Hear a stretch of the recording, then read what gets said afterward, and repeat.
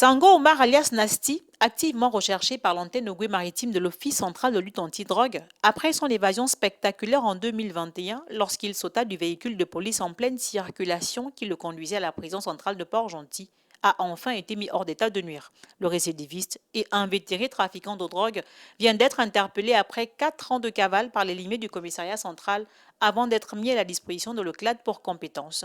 Une fouille minutieuse au domicile du mis en cause a permis de découvrir 957 plaquettes de tramadol d'une valeur marchande de 47 850 000 francs CFA, du cannabis en vrac estimé à 90 000 francs, une somme de 193 000 francs CFA en espèces et 2 véhicules de marque Kia qui, semble-t-il, seraient le fruit des bénéfices tirés de l'activité illicite de l'indélicat. Cité dans l'affaire des 690 plaquettes de Kobolo, Nasty a déclaré, à l'instar de la bande à Raphaël Okambo, n'être qu'un simple intermédiaire. Le cerveau de la bande serait un certain Zé, tapis dans l'ombre. On m'a interpellé avec un sac de stupéfiants. En fait, c'est un certain Zé qui envoie ça depuis Port-Gentil. Bon, il envoie un de ses petits et on réceptionne nos colis. Là, il me dit on a tel. Ce que je fais, c'est vraiment pas bien. On a le choix de nos vies. Je fais pas ça juste pour le plaisir de faire. C'est peut-être sûrement la vie qui est compliquée pour nous.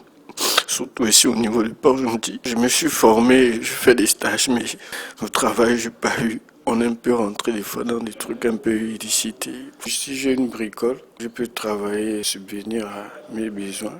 Si les efforts consentis par l'OCLAD et ses collègues des autres unités des forces de défense et de sécurité pour éradiquer notamment le trafic des stupéfiants à Port-Gentil sont louables, l'opinion s'interroge toutefois sur à quand l'arrestation, comme à Libreville par la DGSS, des seigneurs de la chose dans la cité pétrolière qui ne sont autres que ces Nigérians subtilement installés derrière des prêt-à-porter, des salons en vente et autres business.